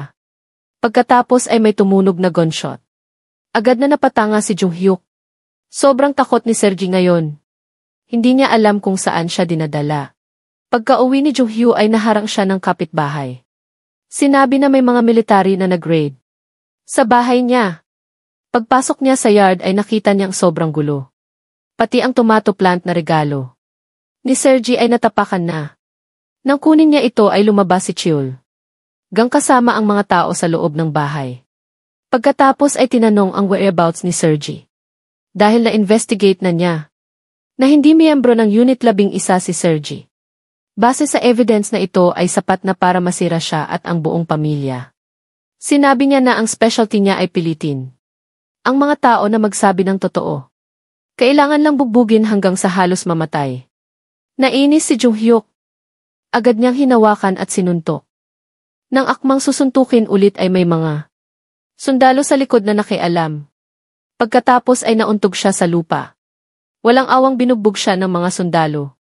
Ngayon masaya si Cheolgang dahil nanalo siya. Pagkatapos ay sinabi sa mga subordinate na dalhin siya. Sa huli ay nakulong siya. Ngayon nakulong din si Sergi sa isang room. Kahit anong sigaw niya ay walang sumasagot. May surveillance camera pa buong araw. Hindi inaasahan ni Seodan na sa ganitong sitwasyon. Unang beses na magkikita sila ni Jung-hyuk sa building na ito. At para pa sa paghahanap kay Sergi. Sobrang galit niya. Isang lalaking papakasal na. Pero nag-aalala pa rin sa safety ng ibang babae. Okay lang ganito. Bago magpakasal ay maging mabait ka muna dito. Sa wedding day ay papalabas ka na. Ngayon hinuhulaan ni Jung-hyuk na si Seo. Dan ay humingi ng tulong sa tatay niya. Narinig niyang nag-aalala si Jung-hyuk sa safety ni Sergi. Kaya sinabi niyang kinuha na niya ang buhay niya. Hindi na niya makikita pa ito. Pagkatapos ay pinapayo niya na mag-give up na. Bago umalis sinabi ni Jung-hyuk kay Seodan na sabihin sa tatay niya. Kung maglalagay siya ng kamay kay Sergi, mawawala niya ang natitirang anak. Sa sandaling ito galit at disappointed si Seodan. Dahil gusto ni Jung-hyuk na mabilis na makalabas. Sinabi niya sa mga subordinate na ikalat ang news tungkol sa background niya. Nang marinig niya na anak siya ng head ng General Political Bureau agad na tumawa si Jisoo. Umaasa si Jung-hyuk na sa pag-spread ng news na ito ay makakahanap siya ng paraan. Kaya kailangan niya ang tulong ng lahat. Pero parang may brain injury si Jung-hyuk sa palagay ni Jisoo. Narinig ni Jung-hyuk sa likod ang sinabi niya. Sinabi niya na totoo ang lahat. Pagkatapos ay ginawa nila ang utos ni Jung-hyuk. Pumunta sa restroom para mag-gossip tungkol sa news na ito. Tama nga nang umalis sila. Maraming tao ang nakarinig ng news na ito. Lahat ay naniniwala sa sinabi ni Jung-hyuk. Si Jisoo lang ang nagdududa pa rin. Sa obvious na lina ito. Sila lang ang naniniwala siguro. Tama nga pagka-spread ng news hindi pa. Umabot ng kalahating araw ay alam na ng buong village. Si Ingrid kang pagka-uwi. Agad na tinanong ang asawa tungkol kay Jung-hyuk. Sinabi ng kolonel na ang mga bata ngayon ay walang respeto. Paano niya maaaring suntukin ang superior niya? Mahihirapan siyang makalabas. Alam mo ba kung bakit? Walang respeto ang bata na yun. Sinabi ng kolonel na huwag nang magbeating around the bush. Tinanong ni Kang kung nakilala na ba niya ang head ng General Political Bureau. Paano ako makakakilala ng ganyang kataas na tao? Bakit walang paraan? Syempre meron naman. Pero may sumira sa opportunity. Sino ang baliw na yun? Ginawa mo ba yun? Si Jung-hyuk ang backdoor connection sa head ng General Political Bureau. Paano nangyari yon? Anak niya yun. Si Jung-hyuk ang anak ng head Sobra ang galit ni Kang. Sa walang kwentang asawa. Sinabi niya dati na alagaan niya ng mabuti si Jung-hyuk. Ngayon ang dark room ni Sergi ay biglang nabuksan. 2 sundalo ang naghila sa kanya. Dinala si Sergi sa harap ng tatay ni Jung-hyuk. Naisip niya na ito ang tatay ni Sergi. Sobrang kamukha niya ni Seodan. Lalo na ang mata na nakatingin sa iba. Parang gawa sa isang mold. Sinabi ni Sergi na naiintindihan niya kung bakit siya kinidnap. Nakasagabal siya sa future ng anak niya. Nakaapekto sa relationship nilang dalawa. Tinanong ng direktor kung bakit nakakakibit kay Jung-hyo at ayaw umalis. Mali naman ang sinasabi niya. Nadala siya dito ng tornado. Victim lang din siya. Kung ganun ay kailangan ni Sergi na maging honest sa kanya. Rich heiress ako from South Korea. May malaking fashion company pa siya. Kung ganun, ano pa ang motibo niya? Bakit pa siya sasakit ng ulo na pumunta dito? Bilang rich heiress, ang pinakahedachi niya araw-araw ay kung paano ubusin ang pera. At kung maubos ba ang pera bago siya mamatay. O hindi. Si Jung-hyo naman ay dahil sobrang bait kaya tinulungan siya. Tinanong ng direktor kung ganun lang ba ang relationship nila. Kailangan ni Sergi na maging honest na gusto niya si Jung-hyo. Hindi niya alam kung kailan pa nagsimula. Pero hindi niya kailangan mag-worry. Uwi na rin naman siya. Pagkatapos tinawag niya itong uncle. Hiniling na tulungan siya. Kung nakidnap niya siya, makikita niya na may malaking power siya. Si Jung-hyuk ay maliit na captain lang. Walang power talaga. Naging speechless ang direktor sa galit. Sinabi ni Sergi na kung papayag siyang tulungan siya pagka-uwi niya, magre-reward siya ng malaki. Pagkatapos nagkatitigan sila. Uncle talagang foolish na girl. Sa huli ay nakulong ulit si Sergi. Nakita ng nanay ni Jung-hyo na hindi siya kumakain at umiinom. Narinig din niya ang conversation niya sa direktor kanina. Naramdaman na gusto ni Sergi si Jung-hyo. Kaya dinala siya sa bedroom. Nakita ni Sergi ang bookshelf. Nakaramdam siya ng familiarity. Ang style na ito ay katulad ng kay Jung-hyo. Naisip niya agad na ang babae sa harap niya ay nanay ni Jung-hyo. Natulog sa room ni Jung-hyo kaya hindi siya makatulog. Tumayo siya para tignan ang childhood photo album ni Jung-hyo. Patuloy na pinuri. Bakit may ganyang kagwapong bata? Pinuri pa ang cute na handwriting niya. Kinabukasan nagluto pa ng noodles ang nanay ni Jung-hyuk para sa kanya. Pagkatikim ni Sergi, pinuri niya na nakuha ni Jung-hyuk ang cooking skills ng nanay niya. Nagluto ba si Jung-hyuk ng noodles para sa'yo? Hindi lang siya nagluto ng noodles. Nagbrew pa ng coffee para sa akin. Warm siya tulad ng nanay niya. Simula nang mangyari yon, hindi na pinapalapit ni Jung-hyuk ang kahit sino sa kanya. At laging cold. Pero ngayon sinasabi ni Sergi na warm siya. Napakabuti naman. Mukhang na-accept na ng nanay ni Jung-hyuk ang daughter-in-law na ito. Ngayon ay na-release na si Jung-hyo ng kolonel gamit ang connections. Pagkalabas, agad siyang nagmaneho papunta sa bahay ng magulang. Pagkapasok ay galit na tinanong kung nasaan si Sergi. Sinisi siya ng tatay na hindi siya nag-aalis ng sariling future. Sinabi ni Jung-hyuk na nag-aalala siya kay Sergi kaya ginagawa niya ito. Ayaw niyang pagsisihan ito mamaya. Kung mas mabilis siya noon, baka hindi namatay ang kuya niya. Ayaw na niyang mabuhay sa guilt. Ang feeling na yun ay parang ayaw na mabuhay. Naintindihan din ng tatay niya yun pala hindi. Naprotektahan ni Jung-hyuk ang kuya niya. Nagsisisi pa rin siya hanggang ngayon. Sa daan pa uwi ay hindi siya makahinga. Dahil nag-aalala na may mangyari kay Sergi. Kung may nangyari sa kanya, buong buhay niyang mabubuhay na parang zombie. Ngayon lumapit ang nanay niya at sinabi na magkalma. Pagkatapos ay hinila ng nanay niya si Sergi. Sa sandaling nagkatinginan sila, parang naramdaman nila ang feelings ng isa't isa.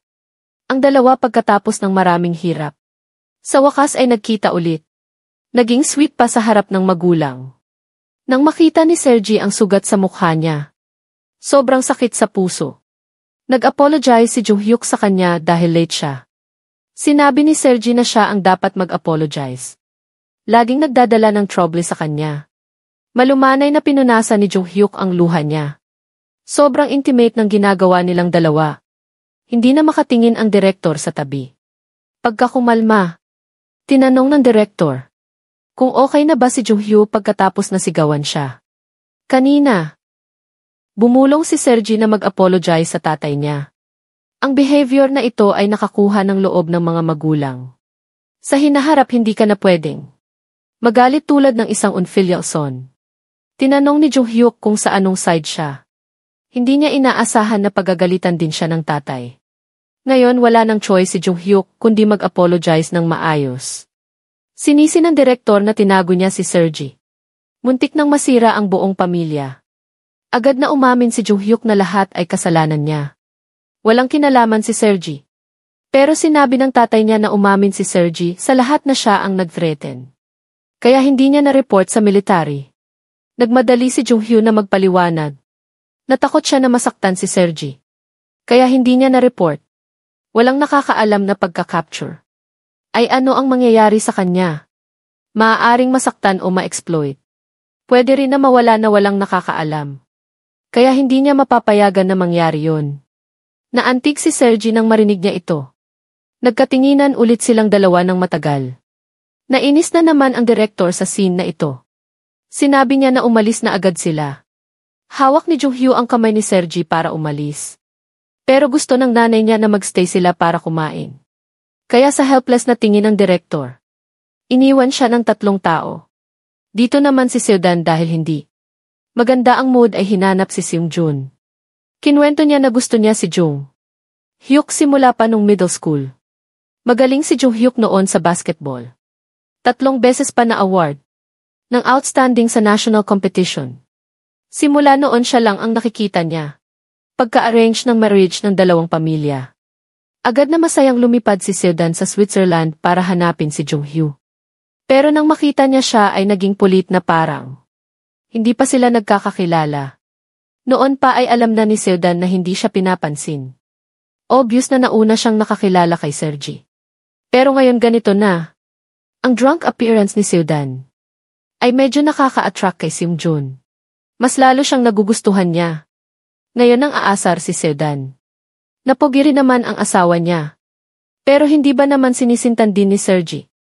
Kung hindi siya na-reject, hindi sana umabot sa ganito. Sa huli ang lasing si Seodan ay dinala ni Seung-jun sa bahay. Gusto pa niyang panatilihin overnight. Natakot at nagtaka ang nanay niya. Ngayon naman si Sergi ay nag-aantabay dahil natutulog sa bahay ni Jung-hyo. Kaya nag-play siya ng music para sa kanya. Pagkatapos ay tinanong niya si Jung-hyo ang title ng song. Nagtanong na siya sa maraming music experts. Pero walang nakakaalam ng title. Napatanga si Jung-hyuk. Tumayo at tinanong kung bakit alam niya ang song. Nagpaliwanag si Sergi na narinig niya may nag-play ng song na ito noong nasa Switzerland siya. Nagustuhan niya kaya naalala niya. Pagkatapos ay nag-play ulit si Jung-hyuk ng song para sa kanya. Nagulat si Sergi. Yun pala pagkarinig ng balita ng pagkamatay ng kuya niya.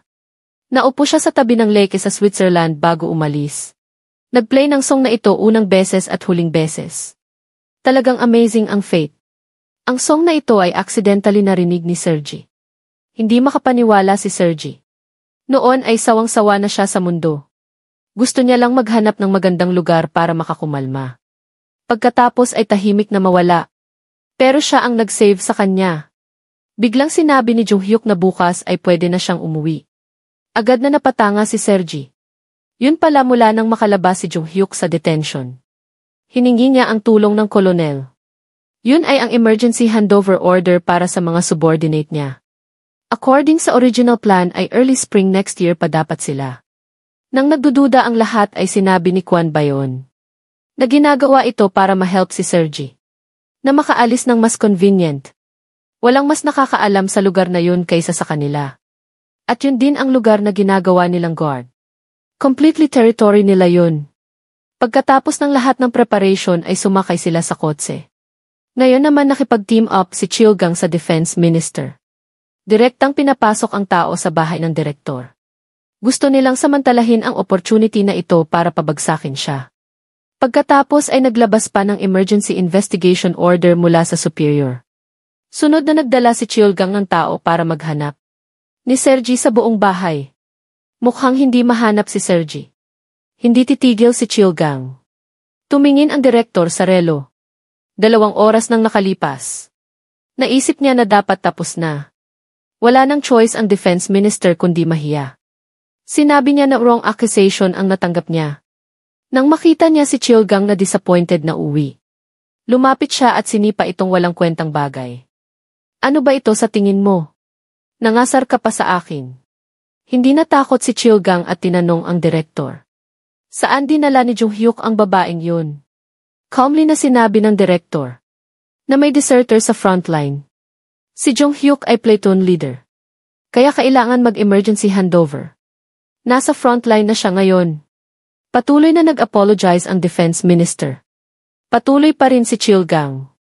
Sinabi niya na ginagawa ni Jong-hyuk ito para tulungan si Sergi na makauwi. Nakita niya na hindi alam ang lugar niya. Agad na sinampal ng defense minister si Chilgang. Tapos nangako sa direktor na ayusin niya. Siya pagkatapos ay nag-order na hinulugin si Chilgang. Ang team ni Jong-hyuk ay nakarating sa isang broken house sa loob ng bundok. Kailangan nilang maghintay hanggang madilim bago sila kumilos. Bago maghiwalay ay malungkot silang lahat. Pinaalala ni Sergi sa lahat na kahit anuman ay kumain ng on time. Mabuhay ng healthy. Sa gabi dinala ni Jong-hyuk si Sergi sa small boat. Pagkatapos tumawid sa river, naglakad sila sa tabi ng stone markers na nakatayo sa lupa. Dahil sa loob ng 0 meters mula sa stone marker ay walang landmines. Ang daan na ito ay direkta sa border ng South Korea. 1 to 2 hours lang ang bayahe. Pero dinala ni Jong-hyuk si Sergi ng kalahating araw. Sinabi niyang dahil madilim ay hindi maganda ang vision niya. Pero ang totoo ay sa gabi pinaka-clear ang mata niya. Ginawa niya ito dahil gusto niyang mas matagal na kasama si Sergi. Sa huli ay nakarating sila sa border ng dalawang bansa. Gusto ni Sergi na sumama siya. Pero militar si Jong-hyuk. Kaya hindi siya pwedeng tumawid sa border. Pinaalala niya kay Sergi na sundin ang stone markers. Huwag mo akong kalimutan ha. Biglang may babaeng nahulog galing sa langit. Paano ko makakalimutan yon? Hindi ako nahulog. Bumaba ako galing sa langit. Umiiyak na naglalakad si Sergi. Ngayon nagmadali si Jong-hyuk na tumawid sa border at hinawakan ang kamay niya. Isang hakbang lang naman okay lang. Ang goodbye kiss na ito ng dalawa ay pwedeng forever na. Ang female CE na naka-white outfit ay dumating sa sariling funeral. Agad niyang pinigilan ang employee na nag-aayos ng bulaklak. Hindi pa siya satisfied sa portrait niya. Pagkatapos ay kinuha niya ang guest list para tingnan. Tignan natin kung sino ang dadalo para umiyak para sa akin. At sino ang hindi. Sino ka ba tinanggal ni Sergi ang eyeglasses? Pagkaharap niya ay nagulat ang lahat ng funeral guests. Umalis na kayo.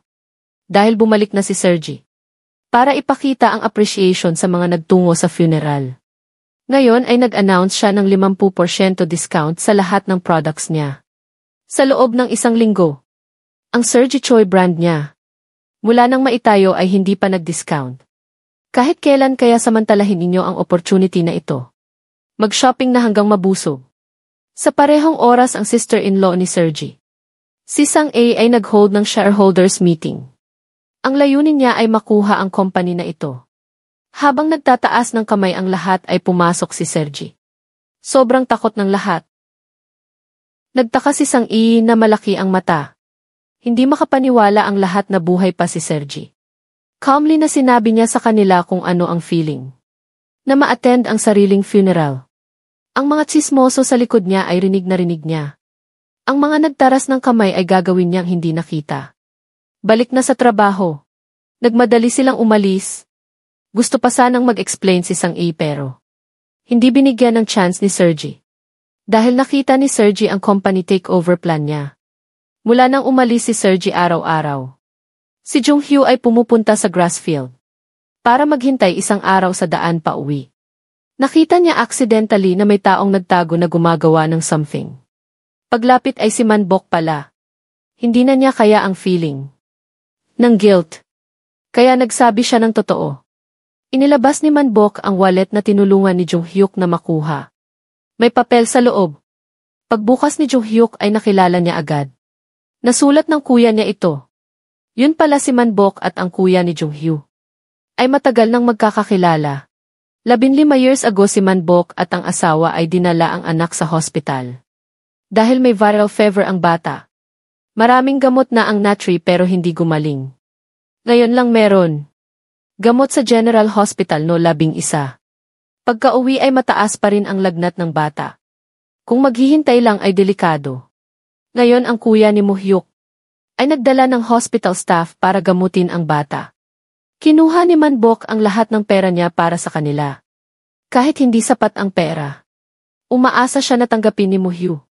Sa huli ay kinuha ni Muhyu ang pera. Pagkatapos ginawa ni Cheolgang ang nanay ni Manbok na hostage para pilitin siyang mag-isis kay Muhyu. Wala nang choice si Manbok. Habang nag-eavesdrop ay narinig niya na si Muhyu ay naka-investigate sa crimes ni Cheolgang. Hindi lang siya drug dealer. Para pa-cover ang crime ay pinapatay niya ang innocent people. Nakakuha si Muhyuk ng lahat ng evidence para iwas sa accidents. May dala siyang isang copy. Ang isa naman ay nilagay sa watch. Narinig ito ni Cheolgang. Gagamitin niya ang military truck para patayin si Muhyuk. Dahil sa guidance ni Manbok. Sa huli ay nauntog ang truck. At nakuha ang buhay ng binata.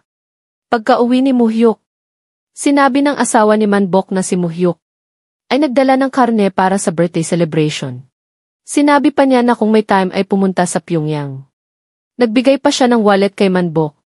Sa loob ng wallet ay ang pera na binigay ni Manbok sa kanya dati. May letter din. Sinabi pa ni Muhyuk na dalhin ang clip na ito. Magdadala ito ng good luck sa buong pamilya. Pagkabalik mula sa Pyongyang ay mag-iinuman sila. Sobrang nanghinayang si Manbok. Hanggang sa pagkamatay ay naalala pa rin siya ni Muhyuk. Pero napatay siya ng pinakamapagkakatiwalaang tao. Para makabawi ay lumuhod si Manbok at humingi ng forgiveness kay Jonghyuk. Kahit anong price ay tatanggapin niya. Basta protektahan lang ang pamilya niya. Pagtapos ay inilabas ni Manbok ang watch kasama ang recorded tape noon. Ang watch na yun ay binigay ni Jonghyuk sa kuya niya bago mag-abroad. Pagkatapos ng incident ay ibinenta ni Manbok pero accidentally nabili ulit ni Sergi para ibigay kay Jonghyuk. Hindi niya inaasahan na sa daan pa uwi ay makidnap. Nahulog ang watch. Napulot ng anak ni Manbok at ibinigay sa tatay. Pagkakita ni Manbok ay nagulat. Sa gabi si Jonghyuk ay nag-disassemble ng watch at kinuha ang memory card sa loob. May complete evidence sa loob ng crimes ni Cheolgang. Padala pa ni Jonghyuk ang fake copy na ito sa tatay niya. Ang director. Nakita na galing sa anak niya. Na nawala sa kanya ay sobrang nagulat. Kinabukasan ay dinala sa court si Cheolgang. Dahil sa complete evidence na ibinigay ni Jonghyuk. Kaya na-expose ang crimes niya. Pero persistent pa rin siya. Sinabi niya na hindi niya kilala ang driver. Yun pala nag-cooperate sila from the start. Wala nang choice si Jonghyuk kundi ilabas ang black box mula sa accident car noon. Ang black box na ito ay gawa sa high durability material. Kaya intact pa rin. Complete na ang evidence. Sa huli ay na-confiscate ang lahat ng assets ni Cheolgang. Tapos na-sentence ng life imprisonment. At walang right to appeal si Cheolgang. Ang naging ganito ay sobrang galit kay Jonghyuk. Sumumpa pa siya na hindi niya papalampasin ang babaeng yun. Pagka-uwi ni Jonghyuk ay may naramdaman siyang mali. Nag-compare siya ng maigi ulit. Tama nga nakita niya ang difference sa number ng steel. Na-smuggled at na-confiscate. Nagpapakita ito na may isa pang cargo truck. Ang truck na yun ay naka-ready para rescue si Cheolgang. Pagkatapos nabanggain ng truck ang military vehicle. Successfully na-rescue si Cheolgang. Pagkabalik sa office, nakatanggap si Jonghyuk ng letter. Pagbukas ay newspaper article tungkol kay Sergi. Sa tamang oras, natanggap niya ang phone call ni Cheolgang. Yun pala nakatakas na si Cheolgang. At papunta na sa South Korea para hanapin si Sergi. Sa gabi habang pauwi siya, napagtanto niya na may sumusubaybay sa kanya. Buti na may security guard na lumitaw. Kaya nakaligtas siya. Ang sumusubaybay sa kanya ay walang iba kundi si Cheolgang. Sa gabi ay hindi makatulog si Sergi. Ubos na rin ang sleeping pills na laging ginagamit niya. Kaya nagdesisyon si Sergi na lumabas para mag-walk. Mag-isa sa kalye at naalala lang niya si Jonghyuk. Biglang may familiar na figure na lumitaw sa harap niya. Si Jonghyuk pala. Na-miss niya. Biglang lumitaw dito. Kaya nagulat at naantig siya. Dahil bago umalis si Sergi ay hindi niya sinabi ang specific location. Kaya matagal bago nakarating dito si Jonghyuk. Ang lalaking ito para hanapin ang babaeng mahal niya. Ay gumapang sa Naro Tunnel ng 20 hours. Sa huli ay nakarating sa South Korea. Pero ang medal ay nahulog niya accidentally. Nakita ng mag-asawa kaya tumawag sa pulis. Agad na nakarating at nadiskubre ang secret tunnel. Akala ni Sergi ay nagbetray siya sa bansa. Para hanapin siya. Sinabi ni Jung Hyuk na saglit lang siya dito. Nakita ni Sergi na madali lang para sa kanya na makarating. Kaya nagtaka. Bakit dati nang gusto niyang umalis sa North Korea? Ay napakahirap. Sinabi ni Jung Hyuk na hindi ganun kadali. Ang layunin niya dito ay hulihin si Criminal Chiolgang. At ang target niya ay si Sergi. Nagulat si Sergi dahil dito. Hindi ka ba natatakot na pumunta dito para sa akin? Hindi lang dahil sa'yo. Hindi ka lang niya aatakihin. Gagamitin ka niya para atakihin ako at ang pamilya ko.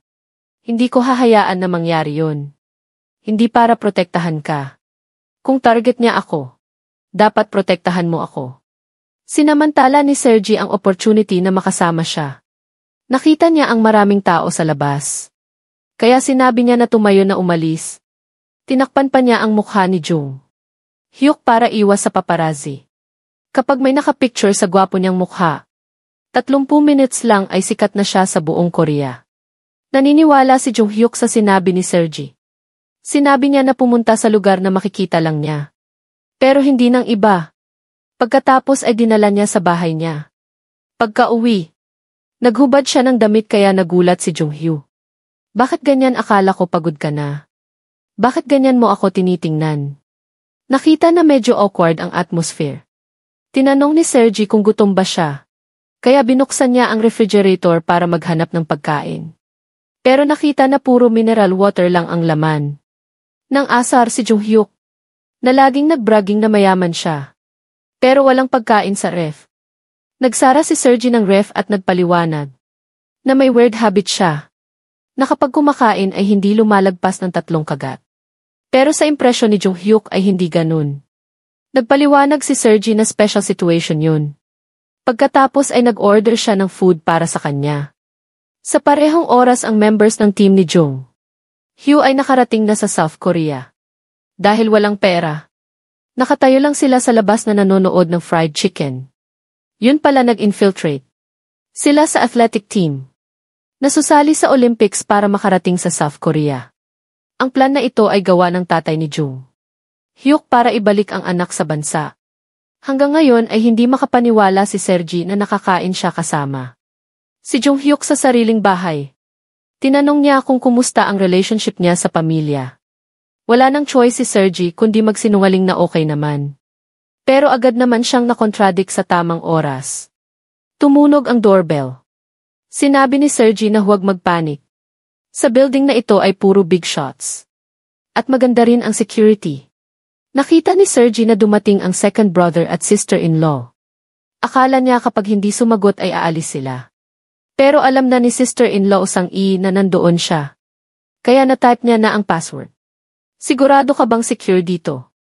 Natakot si Sergi kaya sinabi niya kay Jung Hyuk na magtago. Pagkarating niya sa pinto, ang kuya at hipag niya ay pumasok na. Nagtanong si Sergi kung bakit sila narito. Sinabi ni Hyung na huwag na siyang mag-arte. Hindi na nila kaya. Nalaman na matagal na niyang alam na nasa North Korea siya. At pinagsabihan pa siya na huwag mag-isip ng masama. Na angkinin ang yaman ng tatay. Kung hindi ay isusumbong niya ang tungkol sa kanya sa North Korea. Lahat ng sinabi nila ay narinig ni Jung Hyuk. Agad niyang naintindihan na ang relasyon ni Sergi sa pamilya ay hindi maganda. Nagkunwari pa si Sergi na hindi niya naiintindihan ang sinasabi nila. Nakita ni Sang-i. Kaya inilabas niya ang ebidensya na naging nasa North Korea siya. Nalaman na si Sergi pala ang pumigil sa kanyang pagbabalik. At gusto pa niyang mamatay siya doon. Matapos makita ang masasamang intensyon ng mga taong ito. Nagsumpa si Sergi na hindi niya patatawarin sila pagkaalis nila. Natuklasan ni Sang-i na may sapatos na panlalaki sa pinto. Tila naintindihan na niya ang nangyayari. Nang lumabas si Jung Hyuk, sinabi ni Sergi na huwag siyang magsasalita. Naramdaman niyang napakahiya niya. Lumapit si Jung Hyuk at niyakap siya ng mahigpit.